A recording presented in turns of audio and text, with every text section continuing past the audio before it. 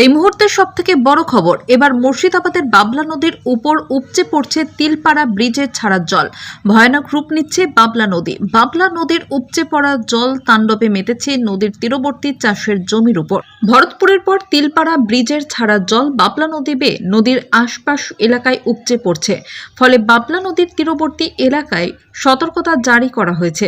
স্থানীয়রা জানান, প্রতি ঘন্টায় জল বাড়ছে। শক্তিপুর থানা মানিক্যহার মোড় থেকে টিয়ার ঘাট যাওয়ার রাস্তা বেহাল অবস্থার মধ্য দিয়ে যাতায়াত হলেও বর্তমানে বাবলা নদীর জলে টিয়ার ঘাট পারাপার সম্পূর্ণভাবে বন্ধ হয়ে গিয়েছে। তাছাড়াও বাবলা নদীর প্লাবিত জলে টিয়ার ঘাট যাওয়ার রাস্তার জল জমে গিয়েছে।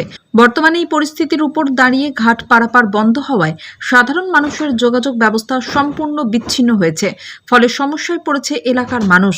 স্থানীয়রা অনুমান করছেন, নিম্নচাপের প্রভাবে যেভাবে বৃষ্টি হচ্ছে এবং কন্টিনিউ তিলপাড়া ব্রিজের জল ছাড়া হচ্ছে, এইভাবে চলতে থাকলে বাবলা নদীর তীরবর্তী এলাকাগুলো সম্পূর্ণরূপে ডুবে যাবে বলে আশঙ্কা করছেন।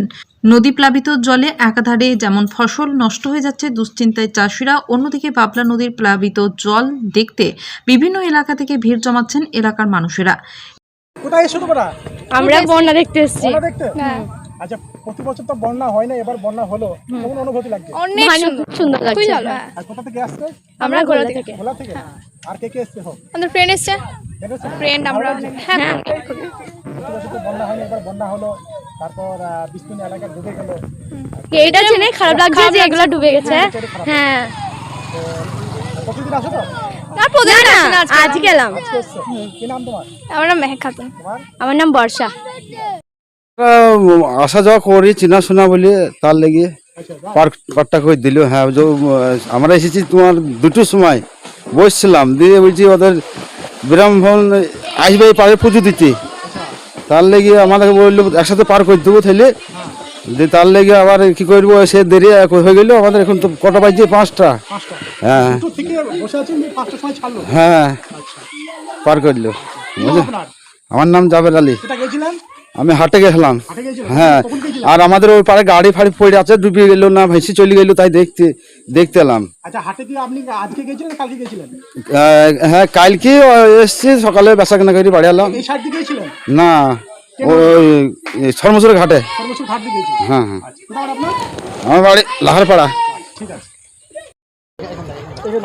বর্তমানে বাবলা নদীতে যে জলপ্রভাব, এই যে বিস্তীর্ণ এলাকা জুড়ে চাষের জমি নষ্ট হয়ে গেছে, কি বলবে? চাষের জমি তো প্রচুর নষ্ট হয়েছে ভাই, আর বলার আর কি আছে। আমার মানে কি বলবো সেটাই আমি বুঝতে পারছি না। গত বছরে কিন্তু এরকম বন্যার একটা প্রভাব দেখতে পাওয়া যায়নি, এই বছরে এরকম একটা পরিস্থিতি চাষিরা বুঝতে পারেনি যে হ্যাঁ, যে এরকম ক্ষতি হয়ে যাবে সেটা বুঝতে পারেন, নাহলে জমি রয়তোই না। যেমন আমার ভাইরা আর কি, আমার নিজের ব্যক্তিগত 35 বিঘে জমি পানির নিচে। ধান সব চলে গেছে। পাশাপাশি এখন নৌকা পারাপারি ব্যবস্থা এখন পুরো বন্ধ, যোগাযোগ ব্যবস্থা বিচ্ছিন্ন।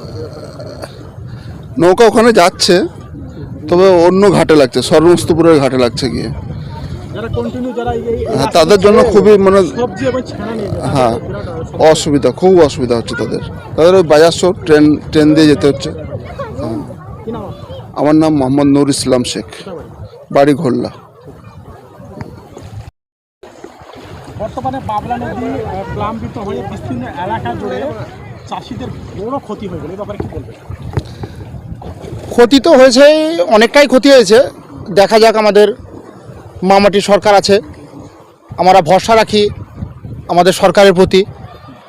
আমাদের মুখ্যমন্ত্রী, মাননীয় মুখ্যমন্ত্রী অবশ্যই এই বিষয়ে কিছু চাষিদের জন্য চিন্তা করবে, এবং আমরা আশা করব যে বন্যা কবলিত এলাকায় যে শস্যর বিমার টাকা আমরা পেয়ে থাকি, আগে যখন বন্যা হতো তখন দিত, কিন্তু এবছর অনেক দিন পরেই বন্যাটা হয়েছে।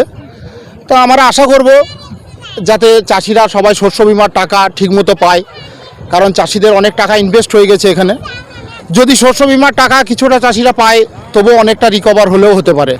এবার এই চাষিদের যে ক্ষতি হলো, এই জায়গায় যদি সরকার তাদেরকে যদি অনুদান দেয়, সেক্ষেত্রে চাষিদের মুখে একটা হাসি ফুটবে।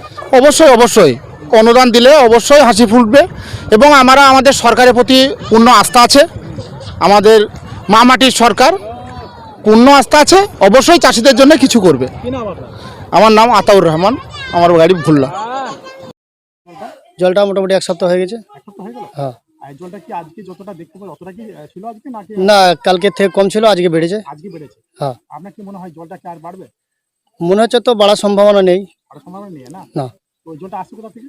জলটা আসছে এদিকে গঙ্গার সঙ্গে যোগাযোগ আছে, গঙ্গা সমাজ বাজার? আর কিছু কিছু জায়গায় আপনার বাঁধ ভেঙে গেছে, বাবলা নদী। সেখান থেকে আসছে। মানে এটা কি কোন নদী বলে? এটা বাবলা নদী। বাবলা নদী। এই বাবলা নদীর এই জলটা এধার কতটাকে ডুবেছে? এধারে আপনার এইদিকে পুরো মাঠকে মাঠ সব ডুবে গেছে। ডুবে গেছে না? হ্যাঁ, নদীর এপার ওপার সব সব ডুবে গেছে? হ্যাঁ। এপারে ডুবে গেছে, এপারে ডুবে গেছে? সব এখন নৌকা তো ওখানে বন্ধ, পারাপার কি হাল চলছে? পারাপার এখন বন্ধ আছে, পুরো বন্ধ আছে? পুরো বন্ধ। তো যদি ইমার্জেন্সি মানুষের যোগাযোগ হয়তো যেতে চাইছে তো কি হাল যাচ্ছে? ও আপনার আমাদের বাজার শো হয়ে টেনে যাচ্ছে। ট্রেনে যাচ্ছে না? হ্যাঁ। ওখানে নৌকা লাগানো ছিল দেখলাম ওটা হচ্ছে সর্মস্তপুর ঘাটের। সমস্ত ঘাটে না? হ্যাঁ। এখানে তো যা চাষিদের যা ফসল বা জমি জায়গা যেসব ডুবে গেছে বিরাট একটা ক্ষয়ক্ষতি। হ্যাঁ, বিরাট ক্ষয়ক্ষতি একটা। তো মোটামুটি এই যে জল জমে আছে কতদিনের মধ্যে আনতে পারবো মনে হয় আপনার? জলের যেভাবে গতি আছে মোটামুটি 1 সপ্তাহ লাগবে, যদি কমার সম্ভাবনা থাকে। সপ্তাহ লাগবে? হ্যাঁ, কোথায় বাড়ি আপনার? আমার বাড়ি ঘোল্লা, বললাম কি না? সাইদুল শেখ। বাবলা নদীর জল উপচে বিস্তীর্ণ এলাকা মানে কয়েক হাজার বিঘে জমি ডুবে গেছে। আপনি একজন চাষি, আপনার কতটা জমি আছে? আমার প্রায় 3 বিঘে 3.5 বিঘে ভাগ চাইলি 4 বিঘে জমি আছে। কি লাগিয়েছিলেন এবার? আমি সবই ধান লাগাইছিলাম। ধান লাগিয়েছিলেন? হ্যাঁ, তো সব পুরোটা ডুবে গেছে? পুরোটা জলের তলায়, একবারে লিতলান। হুম, তো বিস্তীর্ণ এলাকা যেহেতু জলের তলায় চলে গেছে, তো জলটা যদি 2-1 দিনের মধ্যে নামে ফেলে মানে আবার চাষ করা যাবে? চাষ কি করে করবো? সবই তো নষ্ট হয়ে গেছে, কোনো জায়গায় বীজ নাই, বীজের সব কোনো জোগাড় নাই, সবই তো ডুবে গেছে। আপনার কতদিন হলো জলটা ঢোকা? জলটা প্রায় 1 সপ্তাহ হয়ে গেল। এক সপ্তাহ না? হ্যাঁ, 1 সপ্তাহ থেকে বেশি বেশি হবে। আর এই বড় ধরনের আপনার এই 5-6 দিনের মধ্যে 70 গতবারে কি এইভাবে হয়েছিল নাকি এবছর? না, গত বছর হয়নি। গত বছর হয়নি? না, এই বছর আপনি ভেবেছিলেন যে জলটা এভাবে আসবে? না না, এইভাবে আইভি ভাবিনি। ভাবলে হয়তো মানে জানলে হয়তো চাষটা করতে। চাষটা করতাম না। চাষে আপনার মেলা খরচ করেছি, মুনিশ টুনিশ এক সোনার জিনিস বন্দুক দিয়ে চাষ করেছি। সেই চাষ গেলা এবার সরকার যদি কোনো ক্ষতিপূরণ দেয় তাহলে আমাদের সবারই চাষি ভাইদের ভালো হয়। প্রচুর ক্ষয়ক্ষতি হয়ে গেছে চাষে, তো বুঝতেই পারছেন। কীটনাশক সার, জৈব সার, রাসায়নিক সার যে প্রয়োগ করছি মানুষের প্রচুর পরিমাণে, সেগুলো দেওয়া হয়ে গেছে জমিতে, সেইগুলো আপনাদের সব নষ্ট হয়ে গেল। চাষের ক্ষেত্রে চাষি ভাইরা কেউ ঋণ সোনার জিনিস বন্দুক দিয়েছে, কেউ কিস্তি লিছে, সেসবগুলো পরিশোধ না করতে পারলে কতজনা আত্মহত্যা করছি, কতজনা গলায় দড়ি দিচ্ছি, কতজনা বাড়ি এসি আপনার কিস্তি চাইছি, না দিতে পেরে মেলা অপমানিত হয়েছি। তো সেই সরকার যদি কোনো ব্যবস্থা নেয় তাহলে আমাদের খুব উপকার হয় চাষি ভাইদের জন্য। যদি সেইগুলো পর্যটক যদি আমাদের প্রধান সাহেব আছে, প্রধান সাহেব সেগুলো দেখবি গ্রামের চাষি ভাইদের জন্য। আমাদের এই 2 নম্বর গ্রাম 2 নম্বর ব্লক পঞ্চায়েত প্রধানের নাম কি? প্রধান নাম হচ্ছে মোহাম্মদ মল্লিক। উনি কোনো আস্থা দিয়েছে? হ্যাঁ, আস্থা দিবে আস্তে আস্তে। এখনো তো কোনো কিছু খবর পাওয়া যায়নি। এখনো পঞ্চায়েত থেকে বা ব্লক থেকে কোনো আসুক, তারপরে মানুষকে সব দেওয়া হবে। তারপরে পরে নাম আপনার?